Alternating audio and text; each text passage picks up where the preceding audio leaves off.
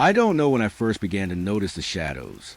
Maybe it was on that long stretch of highway through the mountains, where the fog drifted low and every pine tree looked like it was watching.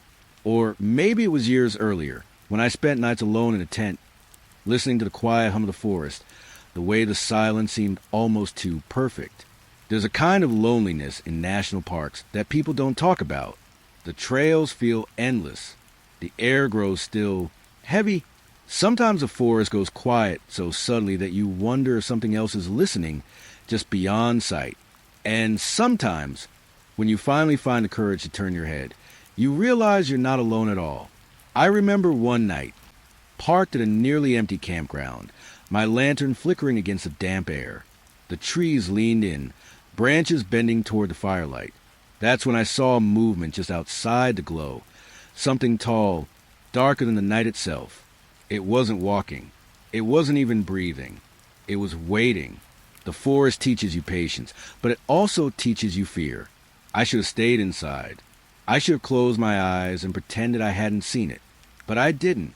I stepped closer to the edge of the light, my heart whispering louder than the crickets. That's when I realized the shadow wasn't standing still. It was moving toward me. The trail looked different in the late afternoon. Paler, quieter than it should have been. I knew this place. I had walked it since I was a kid. But the air felt heavier tonight, thicker, like it pressed against my skin. The trees leaned over the dirt path. Their branches tangled like fingers. A soft hum drifted through them, almost like breath. I tried to ignore it and kept walking. The ground was damp under my boots.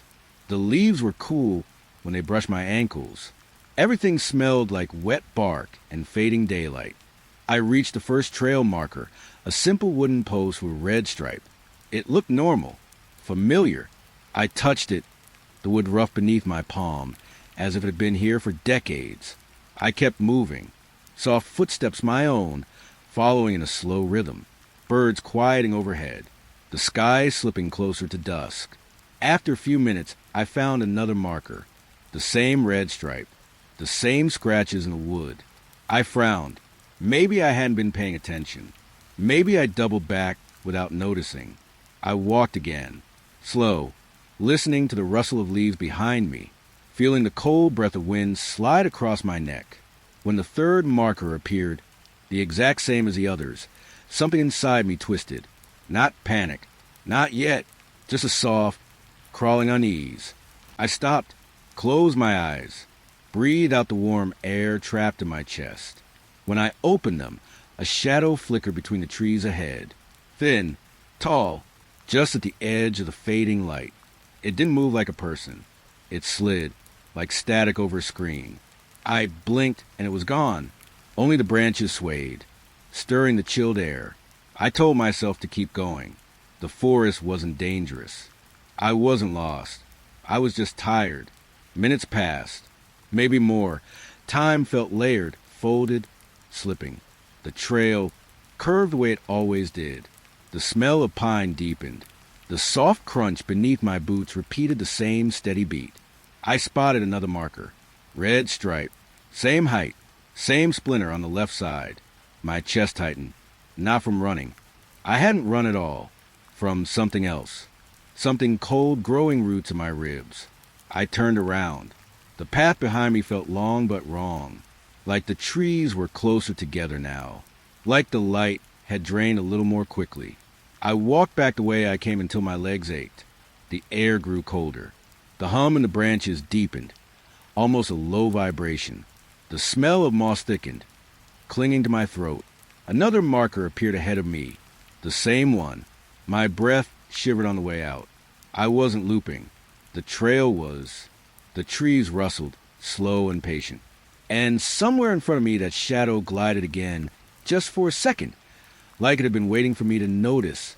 I stood still, my heart beat soft and sharp in my ears. Every part of the forest leaned in, listening. I whispered into the cold air, "Where am I going?" The answer came in silence. Heavy, unmoving. I tried stepping off the path. Just 1 foot into the undergrowth.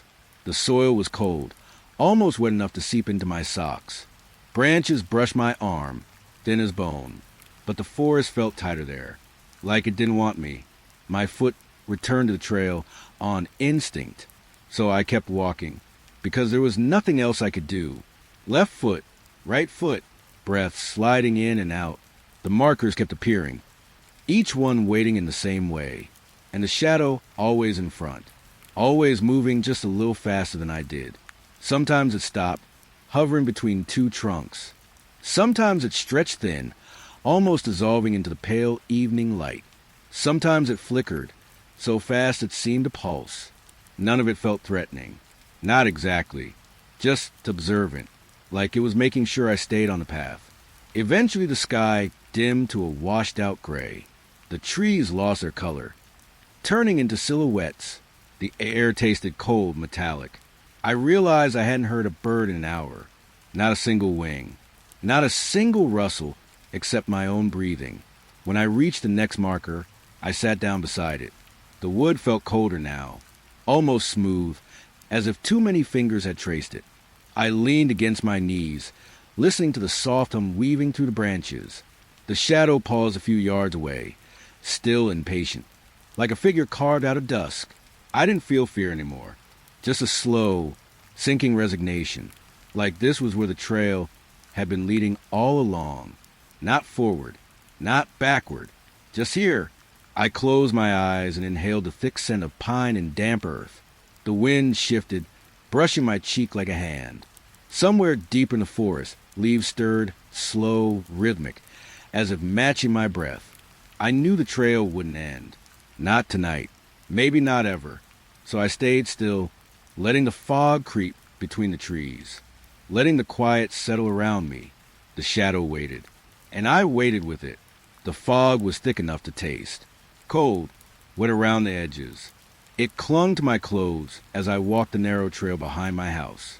It was late autumn, the kind of night when the air turns sharp and every breath feels borrowed. The trees around me were only shapes, tall shadows, bare branches reaching into the pale gray sky. My footsteps were soft on the damp ground, leaves stuck to my boots. The smell of wet soil and fading pine drifted around me. I came out here for quiet, for stillness, something gentle to settle my thoughts. But halfway down the trail the fog shifted, just a thin ripple, like a curtain being touched. Then I saw it, a dim orange light deep in the mist, swinging, slow, like a lantern carried by someone walking ahead of me. My chest tightened with a strange mix of curiosity and warmth. It didn't look dangerous. It looked lonely. I took a few steps toward it. The fog curled around my legs. Cool air slid against my cheeks.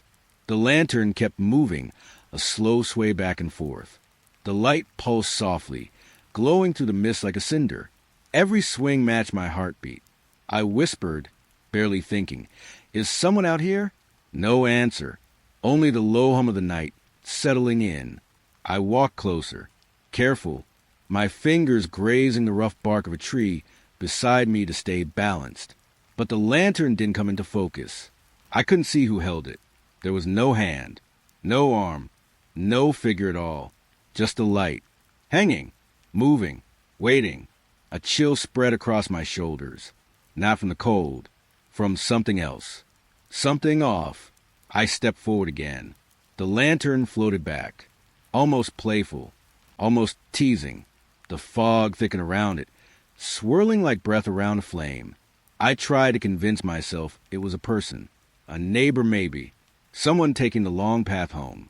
But the lantern drifted higher, not by much at first, just a few inches, then a foot, then higher still, until it was above my level. I stopped walking. My fingers trembled slightly as I pushed back my hair, damp from the mist. The air felt different now, heavier, as if the trees were holding their breath. The lantern kept rising, the slow sway turning into a soft, circular motion. And the higher it went, the darker the fog seemed below it. My heartbeat thudded in my ears. I swallowed hard, tasting metal and cold. "Please." The word slipped out before I could stop it. I didn't know what I was asking. Maybe for it to come down. Maybe for it to stop watching me. The lantern stilled. The sway ended. It just hung there, perfectly still, perfectly silent. Then it drifted toward the nearest tree, straight toward the trunk, as if pulled by invisible strings. It didn't bounce off the bark. It slid right through the branches, brushing them with a soft, rustling sound. My breath caught in my throat.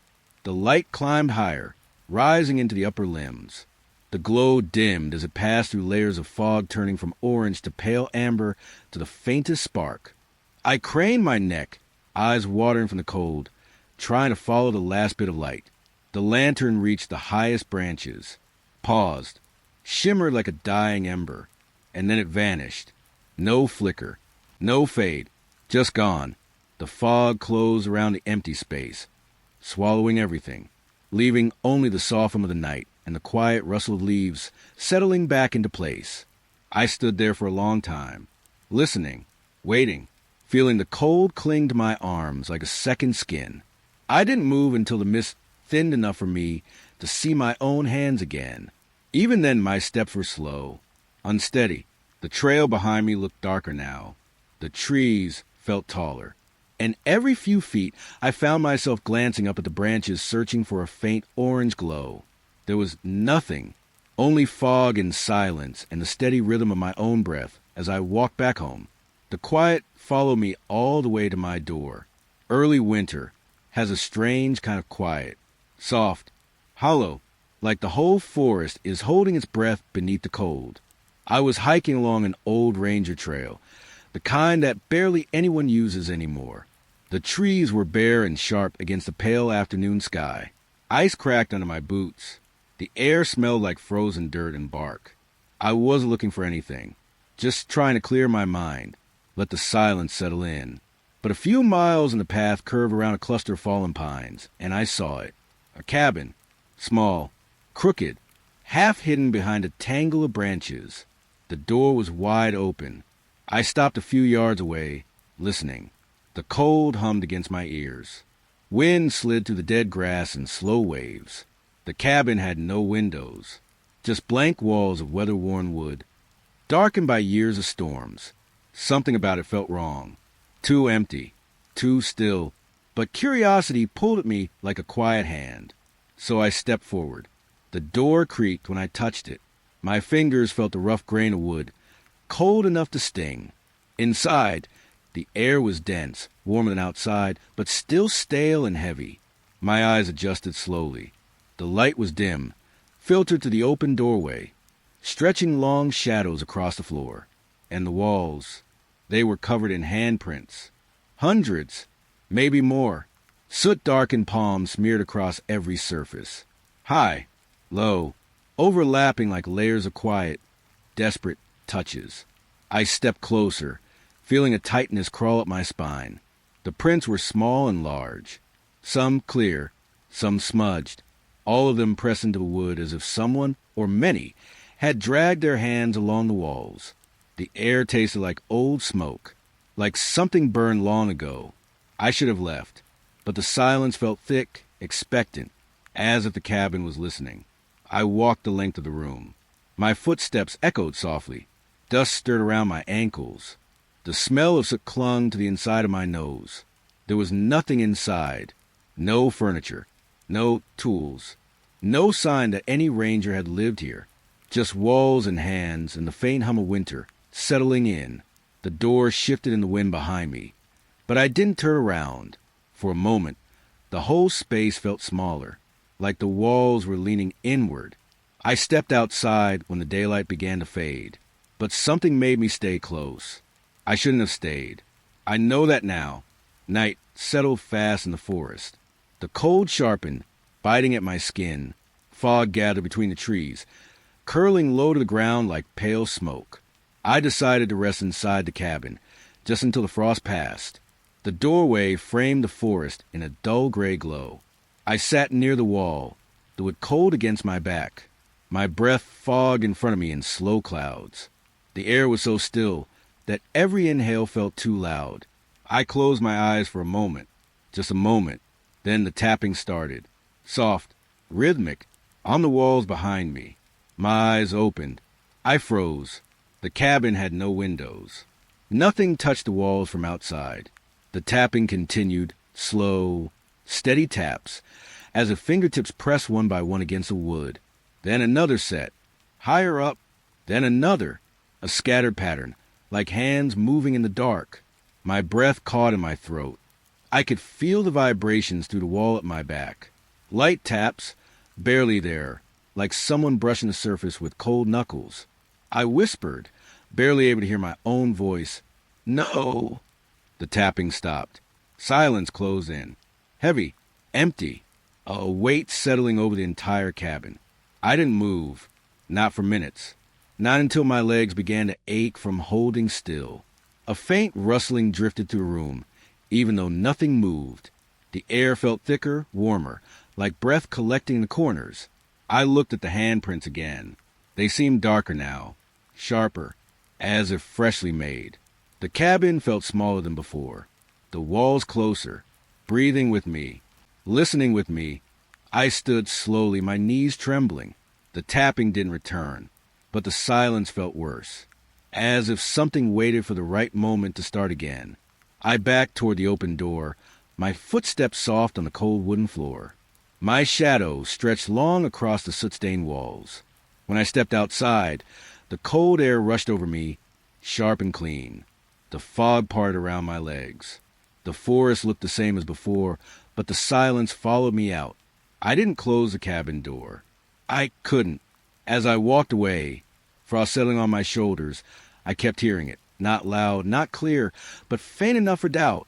A soft tap, then another, behind me, inside the cabin that had no windows.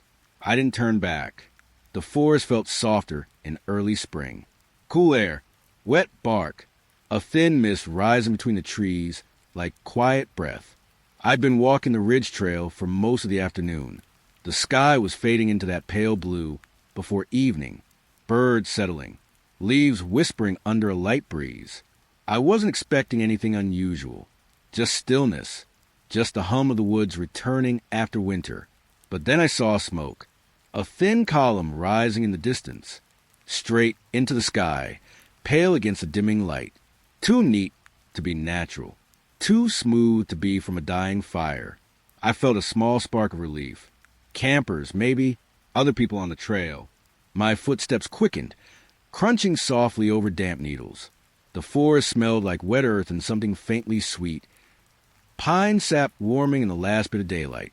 As I got closer, the scent changed, sharpened, colder somehow, like frost hiding beneath the soil. The smoke drifted in slow spirals above the trees. But the closer I came, the quieter everything grew.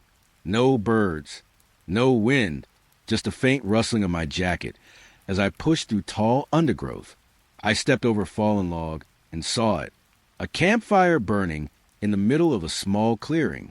But the flames were wrong. Pale, white, not bright enough to light the ground around them, yet sharp enough to make my eyes water. The fire made no warmth.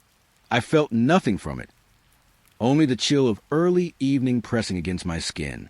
I stood still, breathing softly, trying to make sense of it.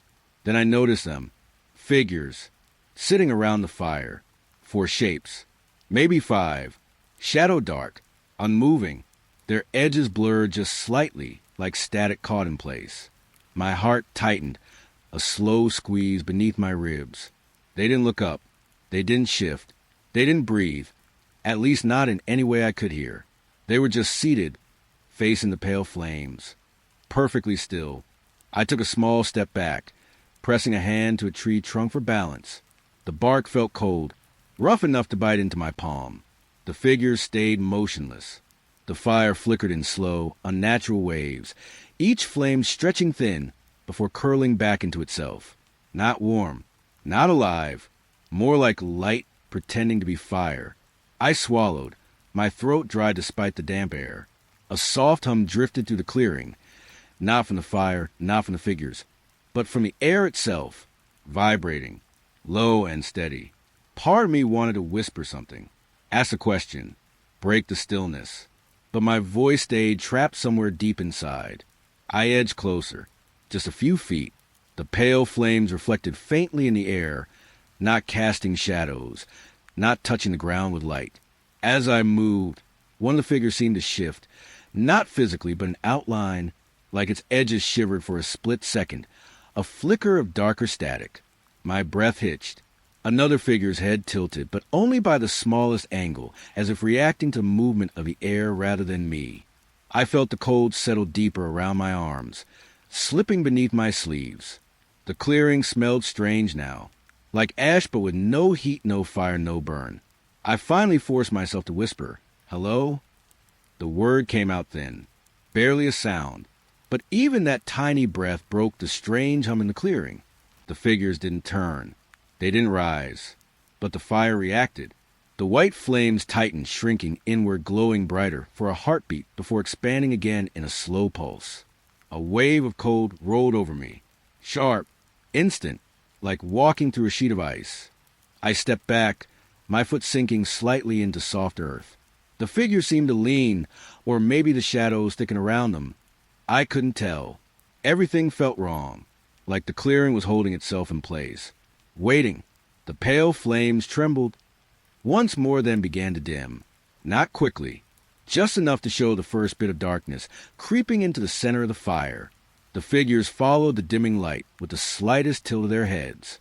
All together, precise, silent. That quiet movement broke something in me. I turned, not running, just walking fast, keeping my steps steady, afraid that sudden motion might wake something in the clearing. The deeper I moved into the trees, the softer my breath became. The forest felt darker, thicker. The hum faded into silence. When I finally looked back, the smoke had thinned to a faint thread. The glow was gone. Only shadows remained between the trunks. I kept walking until the clearing was far behind me, until even the memory of the pale fire felt like a cold hand resting on my spine. The forest slowly regained its sounds. Small rustles, distant birds, the gentle breath of wind shifting through branches. But none of it warmed me, not after seeing a fire that didn't burn in shadows that sat too still for too long in perfect silence. Late summer hikes always feel a little lonely. Warm air, dry leaves, a faint smell of dust settling over everything. I was following the ridge trail near the old fire lookout tower. Most people avoided it. Too steep, too quiet, too forgotten. The sky was washed in pale gold as the sun dipped lower. Shadows grew long between the pines. My footsteps brushed through brittle needles, soft and steady. I wasn't thinking about much, just the slow rhythm of walking, the hum of wind moving through tall grass. But when I reached the clearing beneath the tower, I stopped. There was someone up there, a figure leaning on the railing, elbows resting, head tilted slightly as if studying the valley below, silhouetted perfectly against the fading sky. My breath paused mid-chest. I didn't expect anyone out here, not at this hour. The tower itself looked ancient, darkened by years of sun and storms. The metal bolts rusted, the ladder worn smooth by old boots. I shaded my eyes with a hand, trying to see more detail. The figure didn't move, didn't shift weight, didn't react to me at all. Just watched the forest.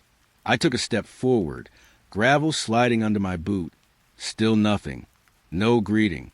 No sign they noticed me. A small wave of curiosity nudged me. Maybe a ranger checking the horizon.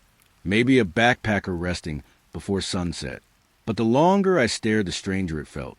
The posture was too still, too balanced, like the figure wasn't leaning for comfort, but holding a position as if waiting. A quiet rustle whispered behind me. Just leaves settling, but it made my shoulders tighten. I looked back up, and the figure had lifted its head, only an inch, but enough to angle toward me. A cold thread unwound slowly down my spine. I didn't wave. I didn't call out. Something in the air felt too delicate, like any sudden movement would break the moment in the wrong way. So I kept walking. A slow curve through the clearing, keeping distance, keeping breath steady. The figure stayed at the railing, watching. I didn't look back again until the trees swallowed the tower from view. Even then, a faint unease lingered in my ribs. I continued down the trail, letting the forest grow dim around me. The air cooled fast once the sun dropped. Cicadas softened, light thinned to a pale gray. By the time I turned toward the loop that would bring me back near the tower, a couple of hours had passed. Twilight settled like a heavy blanket. My breath drifted out in slow, cool clouds. Branches creaked. The scent of pine thickened as the world quieted. As I approached the clearing again, I noticed something strange. The tower was empty. No figure, no shape, just the old railing silhouetted against the last bit of sky. I felt a flicker of relief, then guilt for feeling relieved at all. Maybe the person had just climbed down hours ago and walked away. I stepped closer. The ground was soft beneath my boots, a thin layer of dust loosening with each step. The ladder loomed in front of me, tall and narrow, metal chilled by night. Something caught my eye. Footprints, fresh ones, pressed into the dirt at the base of the ladder.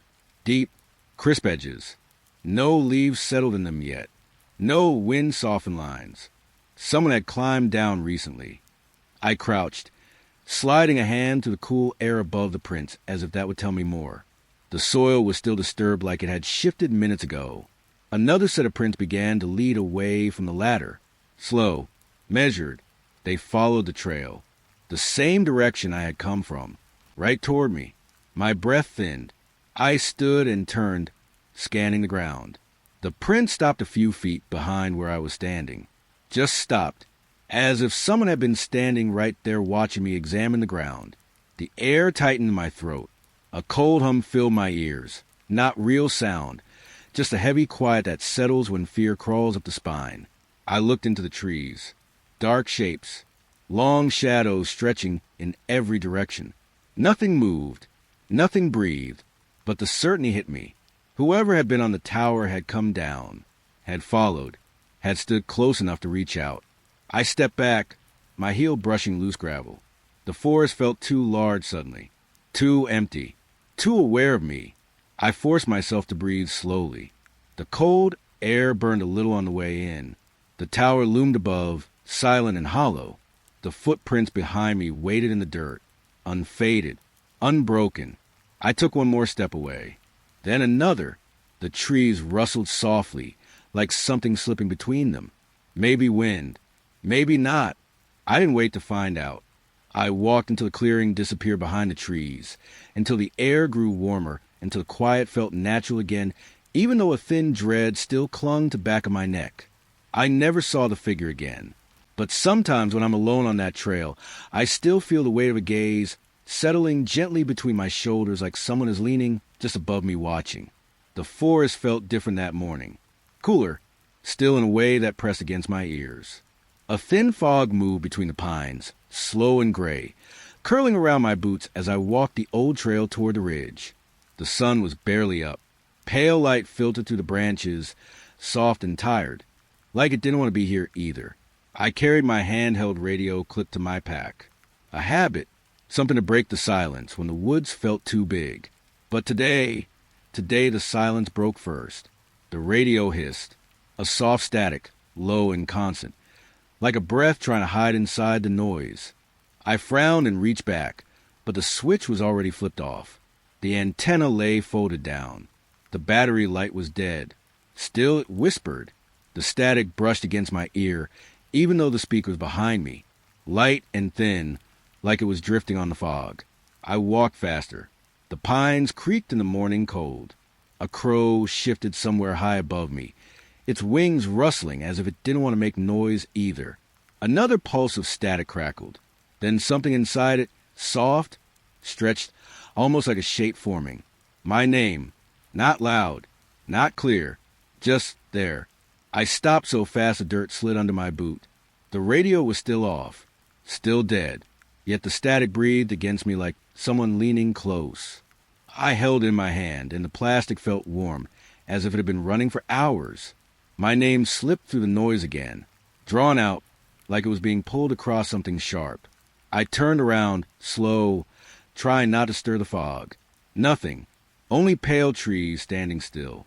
Only wet earth and cold air and a long, quiet trail behind me. But the radio clung to my name, repeating it, never the same each time. Sometimes close, sometimes far, sometimes inside the static like a faint hum. I kept walking toward the ridge because turning back felt worse. because every instinct told me the voice wanted me to turn around.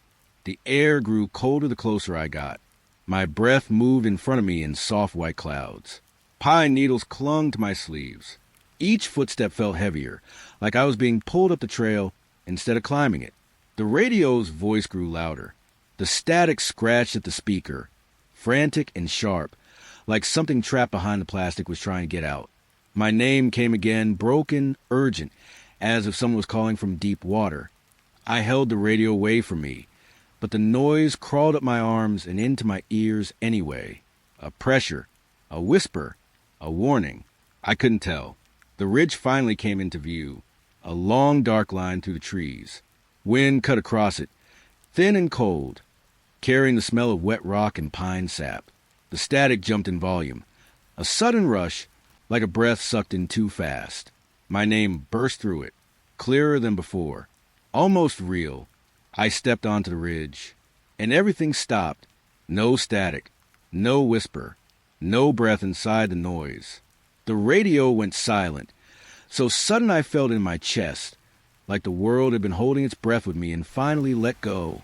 I lifted the radio to my ear, even though I knew I shouldn't. Only the weight of it answered. Cold plastic, dead and quiet. Wind slipped past my neck, thin as a fingertip. The trees below shifted like a dark sea, but no voice called my name now. No static hum beneath the silence. Just nothing.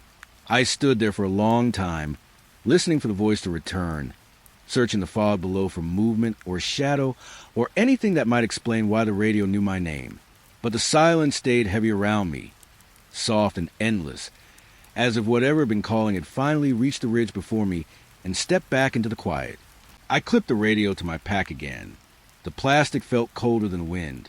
As I turned to walk down the other side, the fog drifted across the trail in slow, pale ribbons.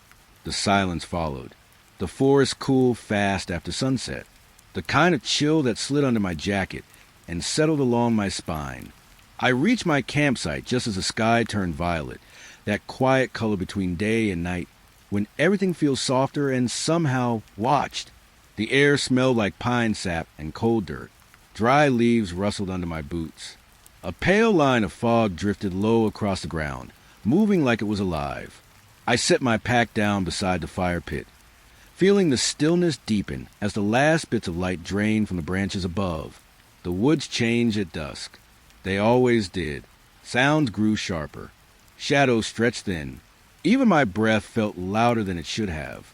I was gathering kindling when I noticed it. A glimmer. Just a faint shimmer between the trees. Too small to be moonlight. Too steady to be a reflection. I froze. A twig snapped somewhere deep in the woods. A soft break, like something careful trying not to be heard. I squinted toward the treeline. The light blinked once, but not like an eye, more like a piece of glass catching the dusk. Then another shimmer appeared beside it. Then a third, all floating in the dark at the same strange height. I straightened slowly, feeling the cold air move across my face. My breath drifted out in a pale cloud, but the lights didn't stir. They just waited. I tried to convince myself they were fireflies, but fireflies flicker and dance. These stayed still, perfectly still, like they were fixed on me. I stepped closer to the pit, letting my fingers brush the stones. The rough edges grounded me, kept me from imagining too much. But the lights shifted, not down, not up, forward, just a tiny slide, as though the dark between the trees leaned in. All at once, more lights glimmered behind them. High in the branches, low near the roots, a scattered pattern like stars pulled down into the forest. Too many, too high, too wide apart to belong to anything I knew. A slow hum built in my ears, the hum that comes from fear, from blood rushing too fast. My fingertips tingled as the air thickened around me. The lights moved again, closer, like the forest was breathing in and I was standing in its lungs. I backed up until my heel hit my tent. Fabric brushed my ankle, soft and trembling in the breeze. The treeline darkened. The shapes behind the lights grew heavier, but no outlines formed. Only the gleam remained, like reflections on wet stone. I swallowed hard. The taste of cold metal filled my mouth. I couldn't look away. The lights didn't blink. Not once. They pulsed, almost in rhythm with my breath, like they knew it, like they were listening to it. A branch cracked, loud this time, deeper in the woods. Then another, closer, slow and steady, as if something huge was moving with care. My hands shook. I didn't reach for my flashlight. I didn't want to see more. I didn't want to see what the lights belonged to. The treeline rippled. For a heartbeat, every shimmer drifted forward together. A slow glide, silent, surrounding the camp. I felt the shape of them more than saw it. A dark pressure forming a ring just beyond the fire pit stones. The fog curled around my boots, cool and damp, pulling toward the trees. The lights closed until only a few feet of space remained. They hung there, hovering at impossible heights, watching with that strange, steady glow. My breath hitched. Sweat chilled on the back of my neck. The woods held their breath with me, every leaf still, every shadow waiting. Then the light stopped. No movement, no approach, just a quiet circle around me, as if they were deciding something. The silence pressed against my ears until I could hear my heartbeat echoing in it. A thin ringing filled the air, high and constant, like the moment before thunder. And then, one by one, the lights faded. Not blinked, not turned away, just dimmed, sinking into the darkness as though the forest swallowed them whole. The treeline emptied. The woods loosened their grip. The fog thinned around my feet. Night settled again, soft and calm, as though nothing had been there at all. I stood alone beside the fire pit, hands cold, breath shaky, waiting for the forest to move again. But it didn't. Only the quiet remained, deep and heavy, and far too aware of where I stood. Early autumn air drifted across the trailhead, cool enough to sting a little when I breathed in. The sky was pale and open, a soft gray that made the world feel quiet, like the forest hadn't fully woken up yet. Dry leaves rustled along the gravel path. The scent of pine rested low in the air, mixing with the faint dampness of morning fog. I adjusted my pack and stepped toward the first marker on the trail. That's when I saw him.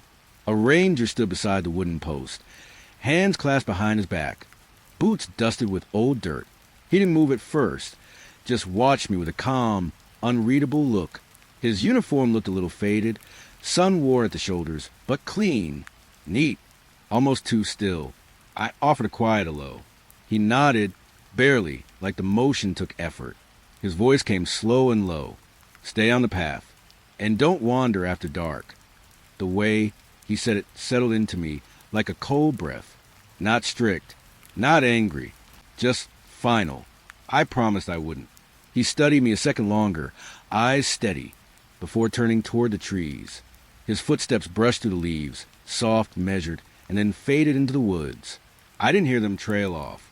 They just stopped. The air felt heavier after he left, but I pushed it aside and started my hike. Hours passed. The forest shifted with the day, golden light slipping through branches, distant crows calling from somewhere high, the smell of warm earth rising as the sun climbed. I moved slow, letting the quiet settle around me. The ranger's warning drifted through my thoughts now and then, but in daylight it felt like something simple. A safety rule. Nothing more. By late afternoon, the fog began to slip back through the trees. Long, pale ribbons weaving between trunks, brushing against my arms like cold fabric. I decided to head back before the light dipped too far. The trail curved gently, leading me toward the same wide clearing I had crossed that morning. As I approached the trailhead, a soft hum rolled through the air, low and steady, like distant wind against metal. The clearing looked different in the fading light, quieter, edges blurred by the rising fog. I adjusted my pack and walked toward the old visitor sign near the parking lot. I hadn't looked at it earlier. The surface was worn with streaks of dark water stains and patches of moss creeping along the bottom. A small memorial plaque sat bolted beneath the main board. I almost walked past it until a familiar shape caught my eye. A photograph, black and white, edges curled with age. A ranger. His uniform looked faded in the picture, the same way it had this morning. Sun-worn. Neat. Still, my breath tightened. I leaned closer. The face was the same. Same steady eyes. Same calm, unreadable look. Beneath the photo, a short line of text pressed into the metal. In memory of Ranger Thomas Hale, lost on this trail. October 1979. A cold rush swept up my spine, rippling under my skin, making my fingertips numb. The air around me grew so still I could hear my own breath shaking. Fog curled around the base of the sign, clinging to the wood, creeping higher. I stepped back, heart thudding, trying to make sense of what I'd seen. But the forest didn't move, didn't whisper, didn't offer an answer. Only the heavy quiet remained, settling deeper as the light thinned behind the trees. I turned toward the trail instinctively, not to walk it again, but just to look. The path was empty. No figure, no shadow, just fog drifting where he'd stood. The memory of his voice pressed into my ears, low and final. Don't wander after dark. I swallowed hard. The chill clung to me as I stepped away from the sign, trying not to look back, trying not to think about how real he had seemed, how solid, how alive. The forest stayed silent all the way to my car, as though it was holding something back, waiting for the dark to take the rest of the story. I didn't turn around again. The woods were colder than I expected that night. Early spring air pressed against the tent walls, thin and damp, smelling of moss and wet leaves. I'd set camp near a small clearing, far enough from the trail that only the faint rustle of branches kept me company. The sky had been pale when I crawled inside, a soft gray fading to deeper blue, and the forest sank into silence as the last bit of light slipped away. I fell asleep to that quiet, to the steady rise of my own breath, the fabric shifting gently with the breeze, the slow hum of darkness settling in. Somewhere deep in the night, I woke, not from a dream, not from the cold, but from breathing that wasn't mine. Slow, heavy, only inches from the thin layer of canvas beside my head. I froze, my chest tightening, my breath going still inside my throat. The air inside the tent felt different, thicker, as if something pressed against it from the outside and pushed the warmth toward me. I didn't move. I just listened. One long breath. A pause. Another. So close I could feel the faint vibration of it against the ground beneath me. The fog outside must have rolled in while I slept. The air carried that cold weight that sinks into the fabric and makes everything damp to the touch. I blinked in the darkness, trying to make sense of the sound, of the presence. A shadow passed against the tent wall, slow and tall, shifting like someone was standing right beside the fabric. My heartbeat stuttered. A thin tremble spread through my fingers. I lifted my hand and pressed it gently to the inside of the canvas. Cold met my palm, and on the other side a shape pressed back. Not a full hand, more like the outline of something upright, leaning inward, pushing breath into the space between us. I pulled my hand away too fast. The breathing deepened. A low, steady hum rose with it, vibrating through the stillness. I reached for the zipper, slowly, trying not to shake, trying to make each movement silent, even though my pulse thundered in my ears.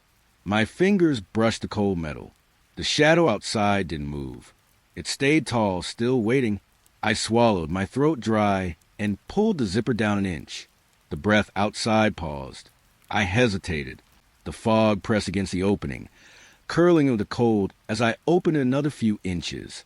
Outside was nothing but pale darkness, white-gray and shifting, like the world was made of smoke.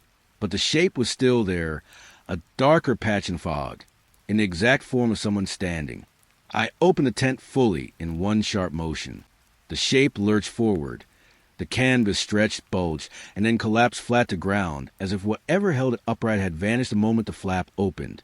I stared at the tent wall as it lay limp and empty, just fabric soaked with fog, cold to the touch. No footprints in the dirt, no movement in the trees, only the faint rustle of leaves high above and the soft hum of night pressing close. My breath came out in small clouds. I stepped outside, bare feet sinking into cold, damp earth. The clearing was silent. The shadows between the pines felt thicker, as if they watched everything and were waiting for whatever would happen next. I turned slowly, checking the edge of the tree line, searching for anything out of place, but the fog swallowed the world inch by inch. I crouched beside the collapsed wall of the tent and touched it again. Flat, empty.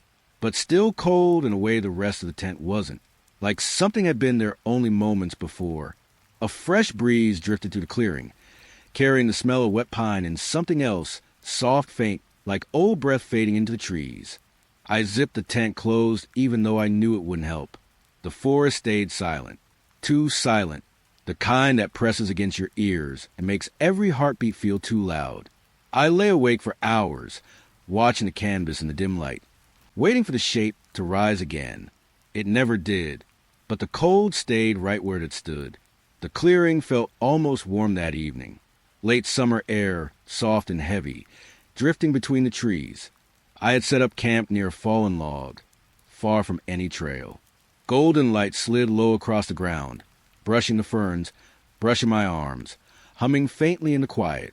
I remember thinking how still everything felt. No wind, no rustling, just my breath cooling in the shade. I was boiling water when I noticed the first shape moving between the trunks. A pale form, slow, gentle. A deer, then another, then more. They stepped into the clearing like they were floating, hooves barely touching the moss. Eyes dark, wide, reflecting the fading light. A small herd, maybe 8 or 9, all drifting toward me, but not coming too close. I felt something like wonder rise in my chest. A strange peace, a stillness that pressed softly against my skin. They stopped, every single one, not grazing, not sniffing the air, just standing there, and slowly every head turned toward me. Their ears didn't flick, their chest didn't rise, their breath didn't cloud the air. They were waiting, like statues left out in the woods. My pot simmered beside me, steam curling around my fingers as I lifted it off the fire.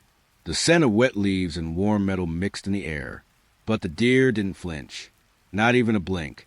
The quiet deepened, like the whole forest held itself still. I whispered, barely moving my lips, "Are you lost?" Of course they didn't answer, but something inside me tightened, a slow pull like a rope around the ribs. I shifted my foot, moss crushed under my heel. Even that tiny sound felt too loud, scraping through the silence. None of them reacted, but their bodies somehow felt too straight, too tense, like they were being held up by strings. A thin line of fog curled along the ground, slipping between their legs. Cold air brushed my ankle. A soft hum rose in my ears, like static, like distance. It urged me to look away, but I couldn't. The light was fading fast now, the sky sinking into a cold blue, shadows stretching long and thin. Something in me whispered to step back, to sit down, to lower myself, anything to break the strange pull of their eyes. Instead, I reached for my flashlight. The moment my fingers wrapped around it, a pressure gathered behind my ears. A thick quiet, a warning. I hesitated, my breath trembling in the heavy air. Then I clicked it on. A pale white beam cut across the clearing, brushing first over the fallen log, then the moss, then the deer. Their bodies glowed softly under the light. But what caught me wasn't the way they looked. It was the way their shadows bent. Every shadow stretched forward, toward the beam, toward me, not away, like the light pulled them, like something inside the dark wanted out. My throat tightened. My tongue stuck to the roof of my mouth. I tried to speak, but only a shallow breath slipped out. The herd didn't move, didn't shake, didn't react at all, but their shadows twitched, a tiny shiver, like fingers curling. I stepped back, my flashlight trembling, causing their warped silhouettes to ripple, sliding across the ground like thin black water. My pulse thudded in my neck. Not fast, just deep, slow, heavy. I lowered the light, letting the beam fall to the dirt. I didn't want those shadows reaching for me anymore. For a moment, nothing happened. Just the quiet, a thick, pressing silence that felt alive around my ears. Then, one by one, the deer turned. Not smoothly, not naturally, more like they were being pushed. Bodies swiveling without breath or muscle. They faced the dark trees and stood there, waiting again. The fog drifted higher, brushing their legs, brushing their chests. I whispered into the cold air, "Please leave." And slowly they did. not walking, just sliding back between the trees, like the forest was swallowing them whole. When the last one vanished, the clearing felt empty, too empty, like something had been taken from the air, from me. I didn't sleep that night. I sat with my back against a cold rock, listening to the faint static in my ears fade very, very slowly. When morning finally came, the forest looked normal again, light, warm, harmless, but the moss where the deer had stood was still pressed flat, perfectly shaped, perfectly still, and none of the shapes had a shadow. The lake was quiet that afternoon. Winter had pressed its weight into the valley, covering everything with frost and pale sunlight. The ice stretched smooth and solid, a mirror catching the gray sky above, its surface cold enough to sting when I knelt and touched it. A faint wind drifted across the frozen water, carrying the sharp scent of pine and snow. My boots crunch against frozen grass as I circle the edge, peering down at shapes beneath the surface. At first, they were just shadows, long, dark blurs that moved slowly, sliding beneath the ice like water itself had been trapped in the wrong place. I crouched closer, breath fog in the air, hands pressed to my knees. The ice felt colder through my gloves and the wind, like it held the memory of the lake beneath. Shapes shifted again, not random, purposeful, slow, deliberate. They pressed upward against the underside of the ice, as if curious, as if watching. The edges of their forms were vague, blurring into the frozen surface, but still I could sense them, moving, waiting. I stepped back, boots crunching louder this time. The forest around the lake was still. No birds called. No branches creaked. Even the wind seemed to hold its breath. Night came faster than I expected. Pale light shrank behind the trees, leaving the lake in soft gray shadows. I made a small fire near my tent, the smoke curling in lazy spirals, touching the fog that had started to creep along the shore. The warmth smelled of wet pine and cold stone. I lay down in my sleeping bag, listening to the wind in the trees, the lake lying still beside me. Then I heard it, a soft tapping, not outside the tent, but beneath it, beneath me. I froze. The sound was rhythmic, gentle, like fingertips brushing against ice. The tent fabric pressed against my cheek. My pulse thumped beneath it, sudden and loud. The tapping continued, slow, measured, persistent, and it felt closer with each repetition, moving along the frozen earth under my bag. I pressed my hand to the ground. Cold met my fingers immediately, shivering up my arm. Nothing moved, nothing except the faint tap and the subtle hum of my own breathing. I rolled slightly, trying to see under the edge of the bag. The snow outside reflected the moonlight faintly, shadows folding over themselves like water frozen mid-motion. The tapping stopped. For a moment, silence pressed so heavy against my ears, I thought I might hear the ice itself groaning beneath the lake. Then a single, slow tap, and another, closed now, directly beneath me. I didn't move. I couldn't. The cold pressed up through the fabric, a dull vibration like someone or something was reaching out from under the lake, pushing against the frozen ground, curious, patient, silent but insistent. I felt it all night. Shifts beneath my bag, faint taps, long pauses where even the sound seemed to vanish. Sometimes it pressed harder, enough to make my bones ache and my teeth chatter. When dawn finally came, pale light stretched across the ice. Everything looked ordinary. Snowflakes clung to the trees, the lake reflected the gray sky, and the ice appeared smooth and empty, but the impressions remained. Subtle dent in the frozen ground beneath my sleeping bag. Soft curves pressed like fingers trying to reach through the ice. I touched the spots. Cold, solid, unyielding, silent, still. The shapes beneath the lake never moved again in the light, but I could feel their presence lingering through the frost, through the ice, beneath the earth. Even now, when I remember that night, I can hear the faint tapping beneath the frozen surface. Soft, measured, waiting. The forest was quiet that night. Cold air pressed through the pines, carrying the scent of damp earth and rotting leaves. I had been walking for hours, the path barely visible in the pale moonlight. Fog curled along the ground, thin and slow, drifting around my boots. Every step I took crunched softly against frozen soil. Each breath came out in clouds, touching my face like a faint whisper. Then I noticed it. A second crunch, following mine. Soft, measured, in perfect rhythm with my own steps. I stopped. The forest held its breath. Only my heart drummed against my chest, and the faint hum of wind through the branches. The footsteps paused too. Then, when I moved again, they moved again. Exactly with me. I spun slowly, flashlight trembling in my hand. The beam stretched across the trees, catching trunks and roots, illuminating fog and shadows. Nothing.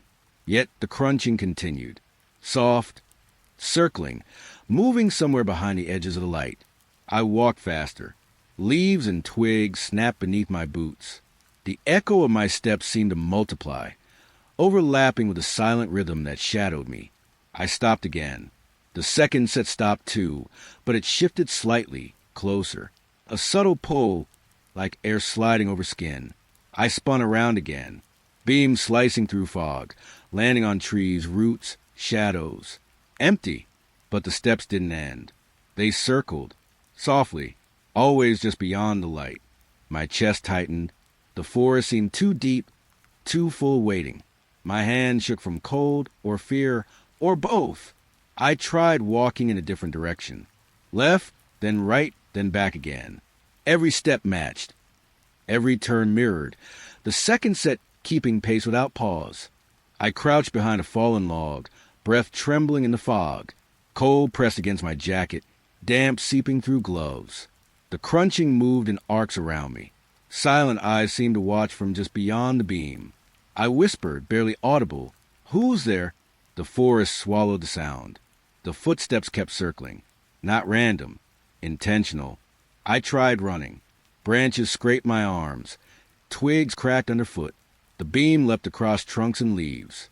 Still nothing. But the crunching followed. Always matching. Always a heartbeat behind mine. I stopped again. This time I waited for the silence, for the sound to fade. It didn't. It shifted. A slow, deliberate movement around me, like someone or something was learning my pace, mirroring each movement in shadow. I lowered my flashlight, letting the beam rest on the cold earth. Shadows melted together, fog curling through roots and rocks. The steps went on. Hours, or maybe minutes, passed. I couldn't tell. Time lost its shape in the stillness. Eventually, my legs ached too much to move. My lungs burned from holding breath, and I realized I couldn't escape it. I stepped forward again, softly, measured, breath shaking. The footsteps followed, exactly in sync. I stopped, waited. The second set stopped too. I exhaled slowly. Cold fog drifted along my fingers, through the sleeves of my jacket. I realized then that the forest didn't want to chase me. It didn't want to harm me. It only wanted me to know I was never alone. I walked on, and the footsteps kept time, circling, echoing, patient. I didn't try to look back anymore. I didn't try to understand. I just walked, and they walked with me. The river below was thin and dark, its surface covered in pale reflections of a late autumn sky. The air smelled faintly of wet wood and moss, and the cold touched the back of my neck as I approached the bridge. The boards looked old, weathered and worn. Some even bowed slightly, as though they would remembered every step it had ever held. I stepped onto the first plank. It groaned softly beneath my weight.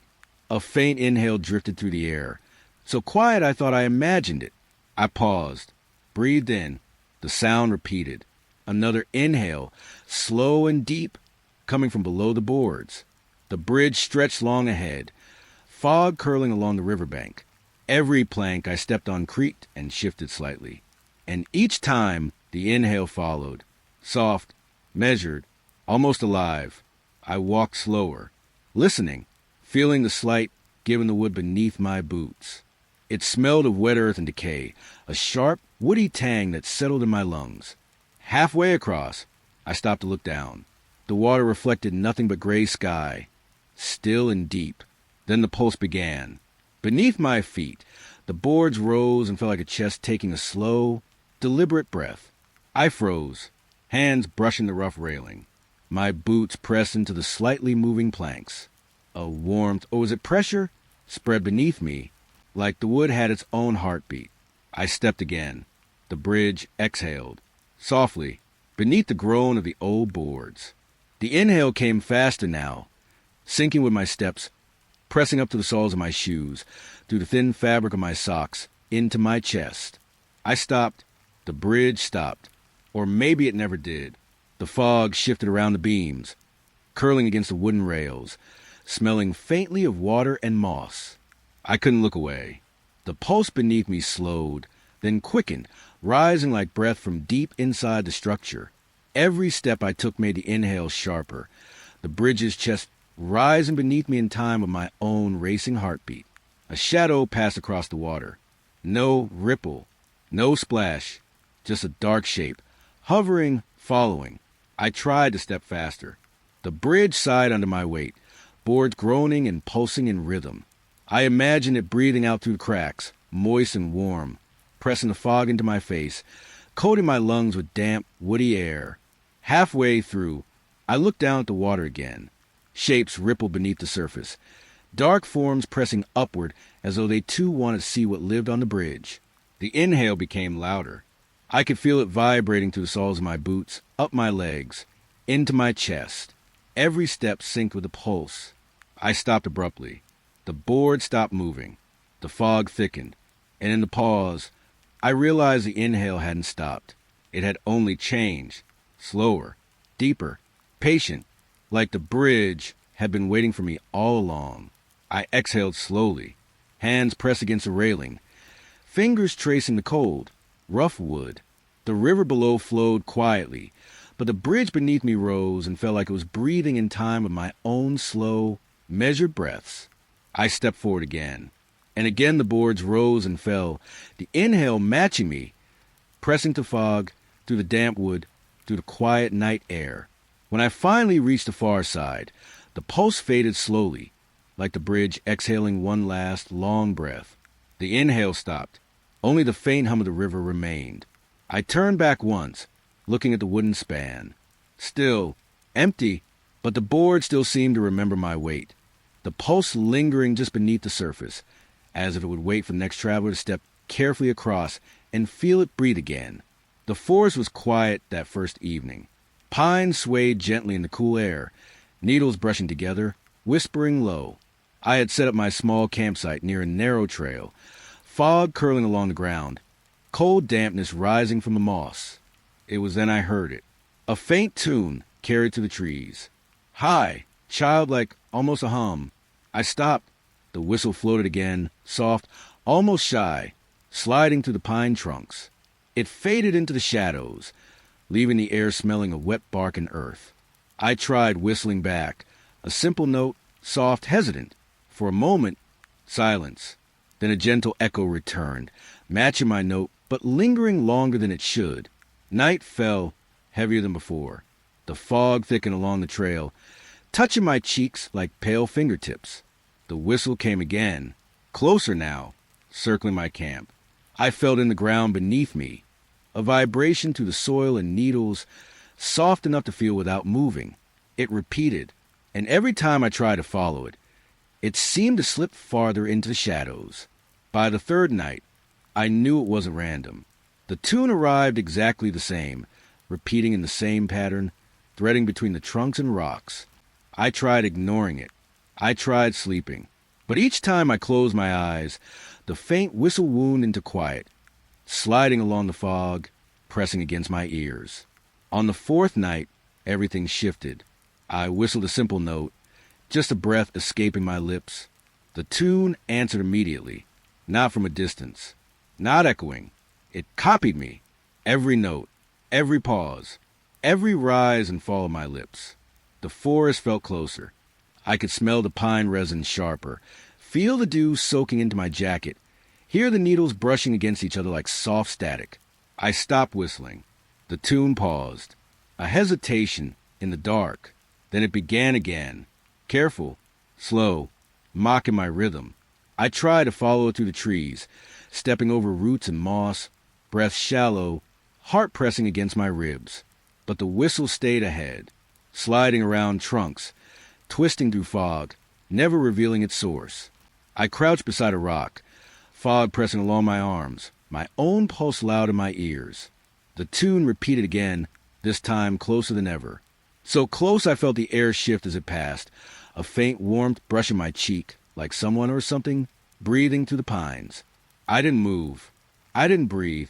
I only listened as it mimicked every small whistle, turning my own voice back at me slowly, deliberately, perfectly. Then silence, the kind of silence that stretches between the trees, pressing against your skin and hair, leaving your chest hollow and tight. I stayed frozen until the first hint of dawn. The fog thinned, pale light brushing needles, and the tune did not return. But I knew it would.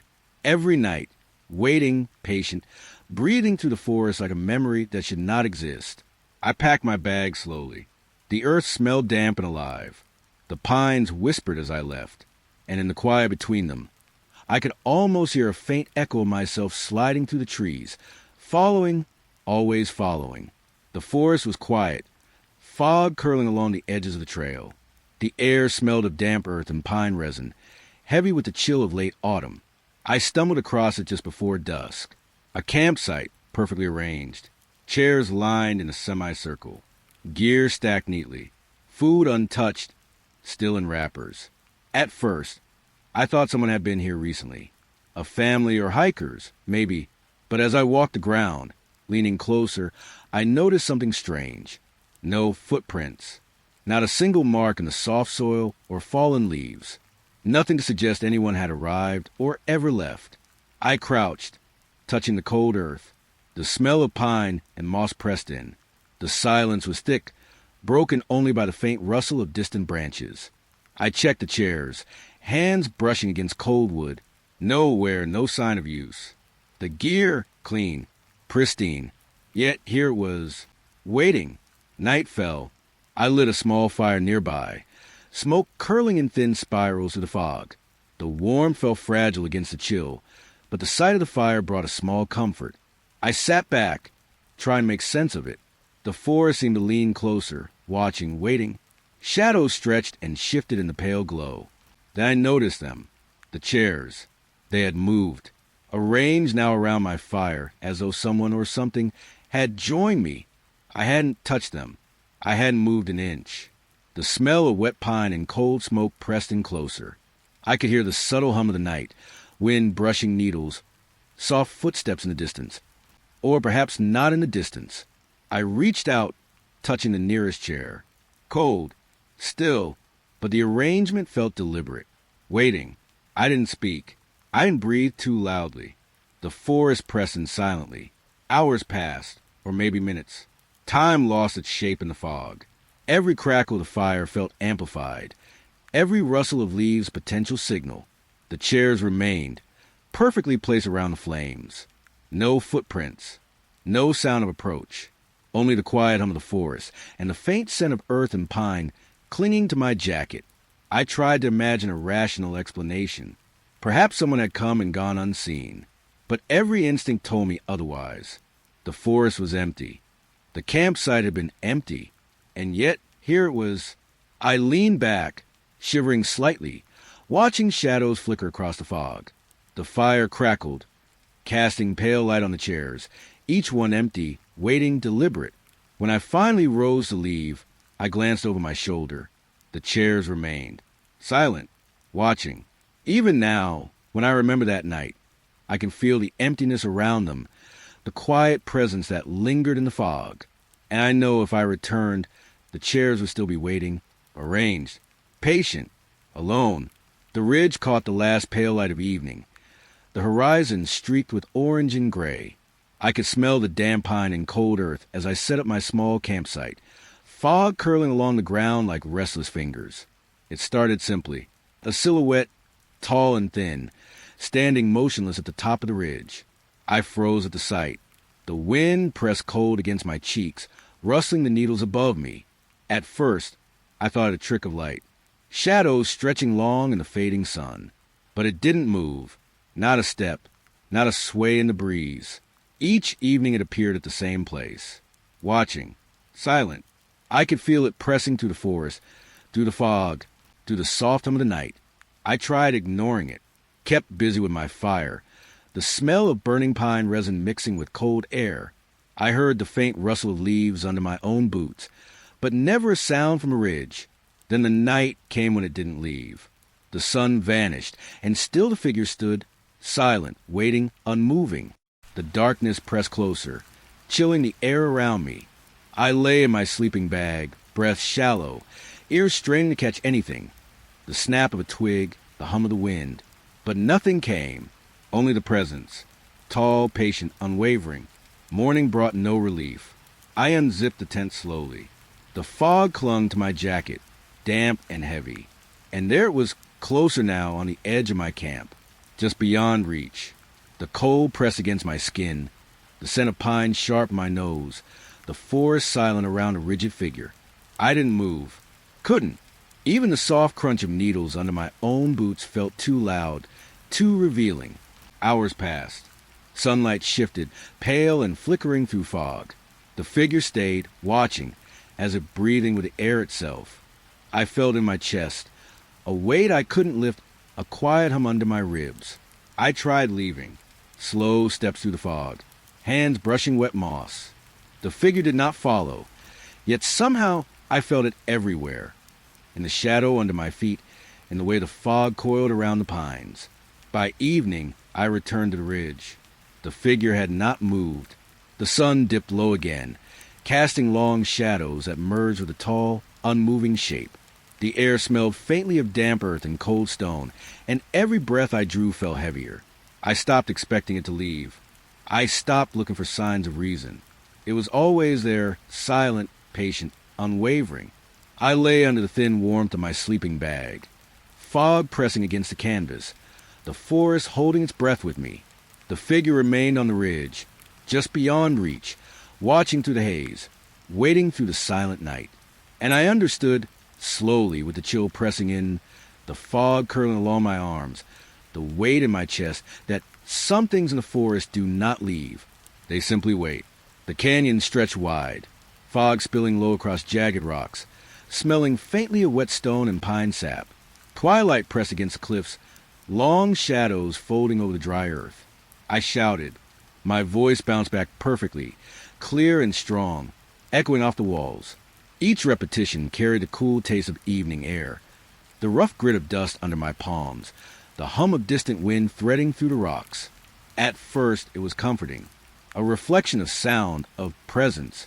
But slowly I noticed something off. The echo began to change. Words I hadn't spoken returned to me, soft, deliberate, shaped into sentences that crept along the rocks like smoke. The air grew colder, damp against my skin, and the canyon smelled sharper, like stone warmed in the sun, then cool by nightfall. I tried to ignore it. I shouted again, testing the boundaries. The echo repeated my words perfectly, then added more. Questions, statements, soft murmurs in my own tone. By nightfall, darkness pressed in. The fog thickened, wet on my jacket, curled along my boots, slithering through the stones. I could hear my own breath, quick, shallow, mixing with the echo that no longer belonged to me. I whispered now, just a word. The canyon answered immediately, whispering it back, then adding phrases I had never said. The wind shifted, carrying something subtle, a faint rustle like dry leaves brushing each other, soft static along the edges of my ears. Fear crept slowly, settling into my chest like a cold weight. Every step I took, the echo followed, not just sound, but intent, not just reflection, but presence. I wanted to leave, but the canyon seemed to fold inward, walls stretching farther than I remembered, shadows deepening, fog pressing closer. The echo whispered in my own voice now, saying my name, matching my breath. I crouched against a stone, hands pressed into rough rock, feeling the vibration of my own heartbeat echo through me. Every word I spoke returned to me, twisted, altered, reshaped into something I didn't recognize. Time blurred. The fog smelled of cold earth and damp stone, my skin prickling with the static in the air. I tried silence. For a long moment, nothing, then a whisper, soft, deliberate, in my voice, repeating things I hadn't said, Things I feared I might have thought. I didn't move, didn't breathe too deeply. Every step, every whisper, felt watched, felt mirrored. The canyon hummed in tandem with my own pulse. Hours passed, or maybe minutes. The fog began to lift slightly, pale light spilling over the rocks. The echoes softened, words fading back into indistinct murmurs, but I could still feel it lingering in the air, wrapping around me like smoke, pressing against the canyon walls, pressing against me. When I finally left, my voice seemed smaller, fragile. Every step carried a memory of sound that was mine and not mine. And I knew, deep in the quiet hum of the cliffs, that the canyon would remember. The echo would wait, and it would speak again in my voice long after I was gone. The forest smelled faintly of damp earth, needle-strewn paths soft underfoot. Fog hung low, curling between the trunks, touching my arms with cold, damp fingers. I found it suddenly. A trail of gray ash, thin, delicate, almost silver in the pale light. It wound through the trees, deeper into the forest, calling me forward with quiet insistence. Each step stirred faint whispers, rustling leaves, the hum of distant insects, the subtle crack of twigs beneath my boots. The ash crunched softly, like dry paper under my feet, and I followed, compelled, breath shallow in the cold air. The trees ahead began to shift. Shapes darkened in the fog. Branches seemed brittle, fragile. The bark blackened before I could understand it. I stopped, smelled the sharp tang of char, felt the roughness of burnt wood beneath my fingertips. No fire had touched this place.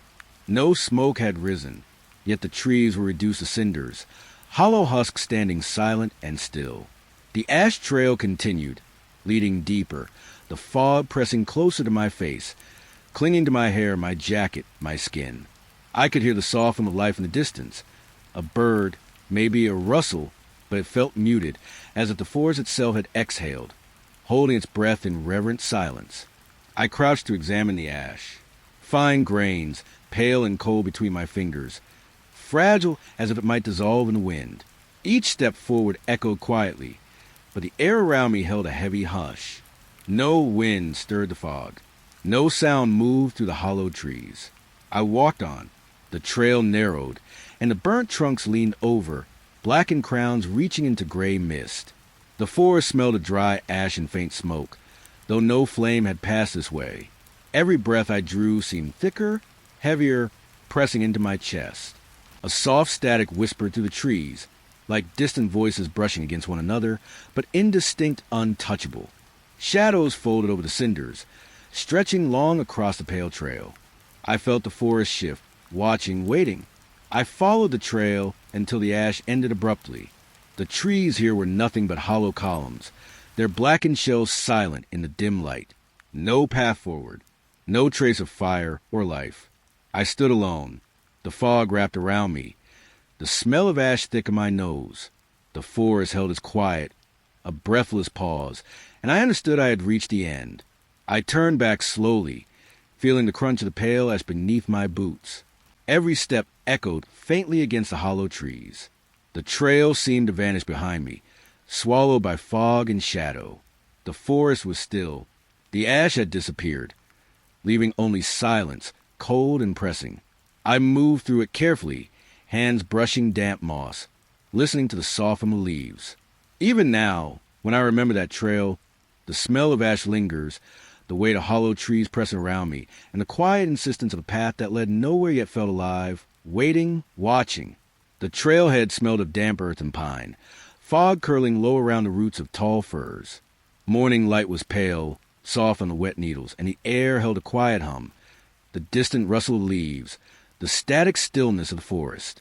I noticed the board first, a laminated park map, nailed roughly to a splintered post. I stepped closer, fingers brushing cold wood, smelling the faint tang of rain and resin. A red dot glowed softly on the map, my location marked clearly. At first, it was comforting, a point of reference in the vast, hushed woods. I traced the paths with my finger, feeling the slick surface of lamination, listening to my breath echo against the post. The forest around me was still, just soft footsteps of unseen creatures, the hum of distant wind. Hours passed. The sun shifted. I returned to the map, expecting the red to remain anchored in familiar space. It had moved, deeper into the forest, further along a path I had not taken. A tremor of unease rolled through me, cold and thin, pressing against my skin. The fog seemed to shift as I watched, curling closer, brushing my arms. I stepped back. The map smelled faintly of wet paper and ink, but the air around it held something else, something metallic, faint, like iron brushing against stone. My boots sank softly into moss as I circled, searching for a trick of light, a shadow, any explanation. There was none. The red had moved, perfectly aligned with paths I hadn't walked, through trees still shivering with fog, toward places I had only glimpsed from a distance. I felt the forest listening. The hum deepened, branches brushing like fingertips across my jacket, a faint static beneath my feet. I wanted to step back, to leave the map, to forget it entirely, but curiosity held me. I followed the dot's path, walking soft footsteps through wet needles, smelling earth and decaying wood, hearing leaves crunch and whisper under my boots. Every turn I took, the map seemed to pulse faintly in my mind's eye, a rhythm I couldn't ignore. The red crept ahead of me as I moved, pulling me deeper into fog that smelled colder, sharper, like stone ground to powder. I stopped at a clearing. Light filtered thin through the mist, the smell of wet grass and pine thick in my nose. I glanced back at the board where the map hung, fingers still tracing the path, and the red had shifted again, closer this time, not along the trail, but in the clearing behind me, a prickling along my neck, a weight pressing into the air around me. I spun slowly, boots sinking into moss, the fog swirling at ankle height, rustling leaves brushing against my jacket. Nothing, yet the red, it was behind me, where I had only just been, waiting, patient, precise. The forest held its silence, smelling faintly of wet pine and static, and I realized I was no longer leading. I was following. I didn't move. I breathed slowly, cold air filling my lungs, listening to the soft hum, the whisper of leaves, the subtle thrum beneath my boots. The map waited, nailed to the board, silent and exact, and I understood the red would keep moving, further into forest, and I would follow, step by silent step, into places I could not see, into places that waited quietly just beyond the fog. The trail was quiet, almost too quiet. Damp earth pressed against my boots, and the scent of pine and wet leaves filled the air. Fog clung low to the ground, soft tendrils brushing my ankles, and a distant hum of wind whispered through the branches. I spotted it beside the path. A sleeping bag, zipped tight, its fabric mottled with damp, lying as though someone had just stepped away. I knelt, fingers brushing the coarse nylon. It was warm, oddly warm. No shape inside. No weight that suggested presence. Only warmth, faint and insistent, like it had been waiting. I smelled the damp earth mixed with something else, a faint, lingering metallic tang. Curiosity drew me closer, and I pressed my ear to it. Nothing but a shallow pulse of heat, a soft, almost imperceptible vibration. I stood slowly, shivering. The fog thickened, curling around my jacket, and a branch scraped against my shoulder, leaving a whisper of static in the quiet. I left it there uneasy, the image of warmth against emptiness lingering in my mind. The trail ahead felt different, heavier, silent, as though the forest itself had leaned in, listening. Night fell, pale light fading behind the trees.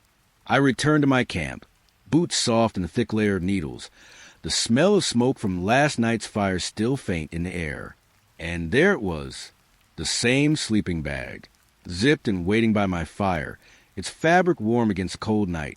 I froze, breath shallow, smelling the sharp tang of pine and damp nylon. Soft footsteps seemed to circle around me, though nothing moved. I knelt beside the bag, fingers brushing the warm fabric again. Still empty. A shiver ran down my spine. The fire crackled faintly, sending shadows twisting against the fog. I could feel the forest pressing close, branches like fingers rustling and static humming at the edge of hearing. I unzipped it slowly. The warmth spilled out, pressing against my hands, but no form, no weight, just a hollow heat, like the memory of something had been here and left its imprint behind. I stared into the dark, the fog thick around the edges of the clearing, rustling leaves whispering over damp earth. I thought about leaving, but the sleeping bag seemed to watch, its warm, persistent, patient. Hours passed. The forest held its quiet hum. Branches tapped lightly, the wind whispering through needles, and the warmth from the bag never faded. I felt eyes, real or imagined, at the edge of the clearing, watching the fire flicker. I slept beside it, half in the bag, half out, breath shallow, ears straining. The warmth seeped into me, but unease coiled tight in my chest. Every small rustle, every whisper fog, felt amplified, pressing into my skin, into my bones. Morning came pale and gray. The fog lifted slightly, revealing the clearing. The sleeping bag remained, warm, waiting. I didn't touch it. I didn't need to. The smell of damp pine and metallic tang lingered in the air, and the memory of warmth and emptiness pressed into my mind. I left quietly, boots soft in the moss, the fog curling behind me like smoke. The forest held its silence. The sleeping bag waited. And I understood, deep in the quiet hum of the woods, that some things were meant to follow long after you think you've left them behind. The forest breathed around me, fog curling over the roots, soft needles pressing damp against my boots. A low hum floated through the trees, barely there, almost soothing, like wind through distant branches. I followed it, step by careful step, listening to the subtle vibration in the air. The hum wavered, shifting, slipping between leaves and bark, tugging me deeper into the quiet. But then it stopped. The forest sank into stillness, so complete it pressed against my ears, my chest, my skin. No birds, no rustle, only the faint scent of damp earth and pine. I froze, breath shallow, wondering if the hum had ever been real. A whisper of static, or maybe a sigh, brushed past my neck. Then it returned, closer, warmer, like a breath on my ear. I moved forward slowly, feet sinking slightly into moss, fingers grazing the bark, smelling the faint, clean tang of sap. Every time I thought I could see its source, the hum vanished again, and the forest fell silent, so heavy it felt like it might swallow me whole. Leaves shivered overhead, branches tapping lightly against one another, and I realized the hum was not random. It drew nearer each time it returned, curling around me, slipping behind me, and I could feel it in my chest and the hairs on my arms, like a pulse I could not escape. The fog thickened. Shadows pressed against the trunks. My boots left faint imprints in the soft ground, but I felt no other movement, and yet the hum always returned, closer than before, hovering just behind my shoulder. I stopped, ears straining, the hum curling and curling around me, soft and insistent. A faint rustle to the left, and the fog seemed to shift, as if the trees themselves had leaned in listening. I turned slowly, scanning the shadows. Nothing, only the hum, hovering intimate, so close I could almost feel lips at my ear. It dissolved, leaving silence, so deep it made my skin crawl, my breath loud in the emptiness. I stepped forward, heart steadying. The hum returned, a soft vibration under my feet, through my chest, the air thick with its presence. I smelled wet leaves, the faint metallic tang of earth, and a cold draft wound through my jacket, as if the forest itself exhaled around me. Closer again. Every step I took, it followed, never touching, never letting go. I tried calling out. My voice echoed weakly between the trunks, but the hum answered instead, a soft, rolling vibration, like a whisper in my own throat. I stopped completely. The fog swirled around my boots, static in the air, prickling my skin. The hum held, intimate, patient, unmoving, and then it vanished. Silence pressed in, so absolute I could feel it in my chest, in the tips of my fingers, in the hairs standing on my arms. Only the faint scent of damp pine remained, and the memory of warmth of something close, unseen, breathing along with me. I left the trail quietly, feet soft on moss, eyes scanning the fog-shrouded trees. The hum never returned, but the forest felt hollow, watching, waiting, and I knew that some sounds aren't meant to follow. They're meant to find you. The forest was quiet, fog weaving low through the roots and fallen leaves, damp and heavy in my nose. The sun was low, pale light slicing through the branches, casting long shadows that trembled with every rustle. I stumbled across it, stair treads rising, pristine and wooden, straight into the air, suspended above the moss and soil. They led nowhere. I should have turned back. The fog pressed closer, the smell of damp pine and decay sharp in my nose. But curiosity pushed me forward. Each step I placed on the wood was silent, yet the forest seemed to hold its breath. The stairs curved faintly, impossibly smooth, polished, untouched. I ran my hand along the railing. Cool, almost damp, and a static hum prickled along my fingers. The air thickened, and a whisper wind, or maybe breath, brushed past my ear. Higher now. The forest floor shrinking below me, branches swaying in ghostly slow motion. The fog became a sea of white, rolling around the trunks like waves. Each step fell heavier, like gravity had learned to linger. I paused. There was a faint smell of smoke, but the air was wet, untouched by fire. The hum beneath my feet grew, soft vibrations through the soles of my boots. I could hear in my chest a low, pulsing thrum that matched my heartbeat. Then I heard it, footsteps, slow, deliberate, rising from below, each one echoing against the stairs. I froze. The wood beneath my hands hummed with it, a vibration that crawled up my arms. I wanted to look down, but my eyes could only see fog, only the pale blur of the forest below. The footsteps climbed, soft, patient, in perfect time with mine, but there was no one there. A leaf fell against the railing. A distant bird cried. Every sound sharpened, pulling at my nerves. The steps continued, closer now, and the forest itself seemed to lean in, listening, waiting. I climbed again, each step trembling under my weight. The air grew colder, a damp chill crawling over my neck and hands. My breath came in shallow bursts, mist curling and vanishing into fog. The footsteps never paused. Always below me, moving upward, closer, though nothing met my eyes. Halfway up, the sun disappeared behind a low cloud, and shadows pooled around the stairs. I felt a shift, a weight behind me, like the air had thickened into a presence. The hum in the wood grew louder, vibrating through my boots, my chest, and a taste of iron rose on my tongue. I stopped, hands gripping the railing, ears straining. The steps below continued, softly, steadily, circling the stairwell's base, but never climbing past.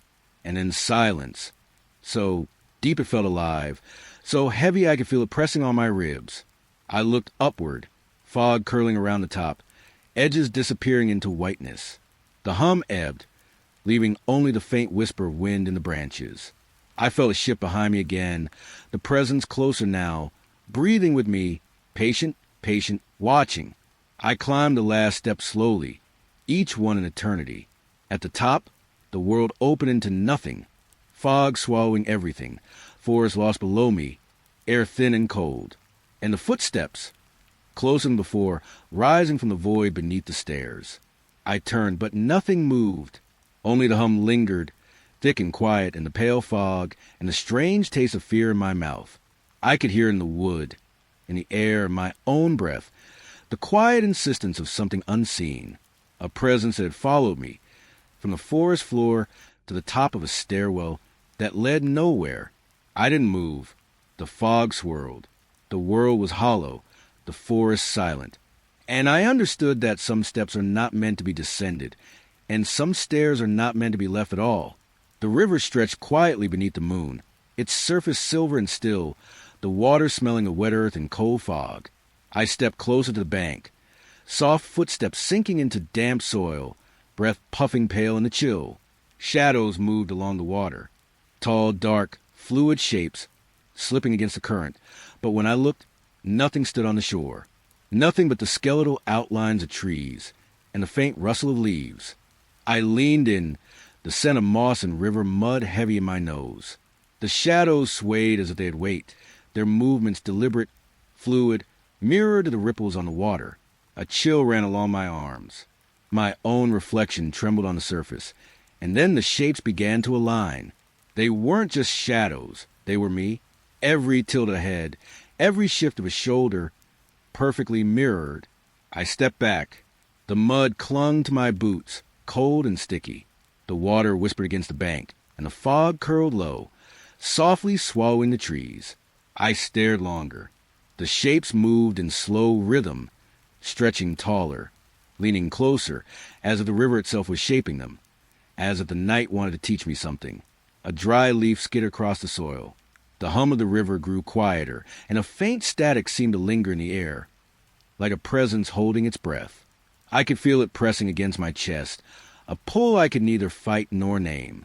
The shadows twisted, elongating unnaturally, and I realized with slow dread that the reflection I saw was not mine alone. Every move I made was being copied, every breath mirrored. I tried to step away, the ground soft and uneven beneath my feet. The river seemed to stretch, the shapes edging closer, following my movement without stepping on soil. A faint metallic tang filled my mouth, and my hands went clammy. I knew the shapes weren't just shadows. They were something else, something patient, waiting. I blinked, and the moonlight shifted. The shapes moved with a slow, deliberate grace, and for a moment the river looked empty.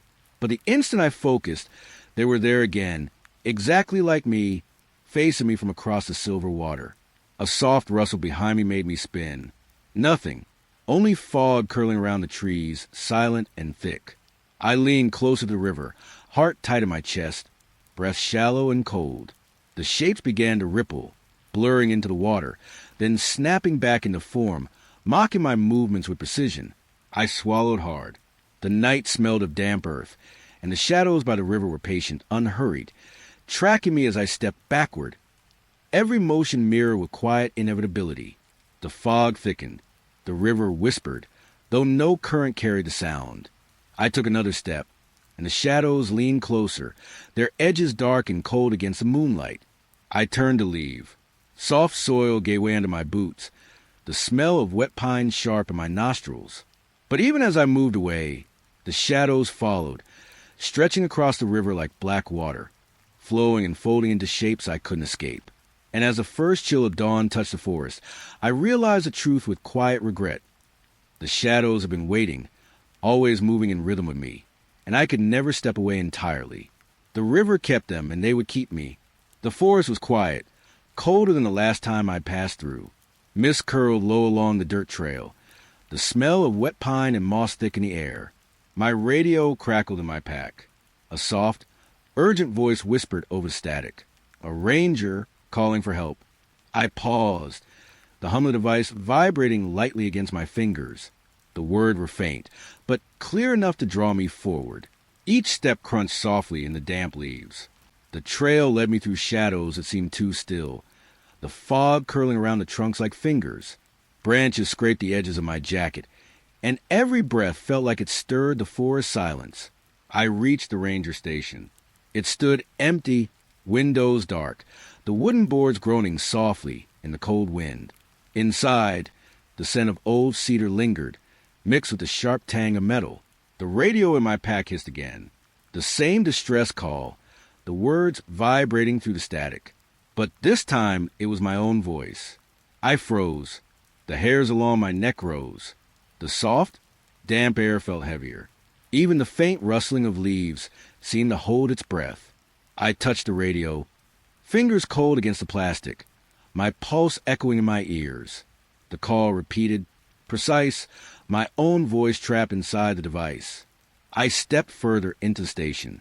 The floorboards creaked beneath my boots, the smell of dust and pine mixing with something acrid, faintly metallic. The shadows shifted as I moved, leaning along the corners, following my steps with patient silence. I whispered my name, just a soft sound against the hum of the radio. It answered. My own words returned, distorted slightly, bouncing back from somewhere I couldn't see. The fog pressed against the windows. Outside, the trees were still, but the air thrummed with a quiet expectancy. Every instinct screamed to leave, but the sound of my voice, calling, repeating, kept me rooted. I crouched, listening. The radio crackled again, my voice pleading for help. Words I hadn't spoken, echoing in the tiny wooden room like a shadow of myself. The floorboards groaned under something I couldn't see. A soft scraping, like footsteps against the walls, yet nothing appeared in the pale moonlight seeping through the gaps. Even the wind had gone silent, leaving only the static hum of the radio and my own trembling breath. I pressed my palm against the device. The warmth was unsettling, too human. The voice over the airwaves whispered closer, as though leaning into me, filling the room with the echo of my own fear. I turned in a slow circle. The station was empty, windows dark, shadows pooled along the floor, unmoving. Yet the voice continued, soft, persistent, drawing me inward, pulling me toward the corners where nothing stood. My hands shook. I reached for the door, the cold metal handle biting my skin. Outside, the fog swirled, branches scratching against the wooden siding, a faint hum in the distance mimicking my heartbeat. And then silence. The radio went dead. The static vanished. Even the wind held still.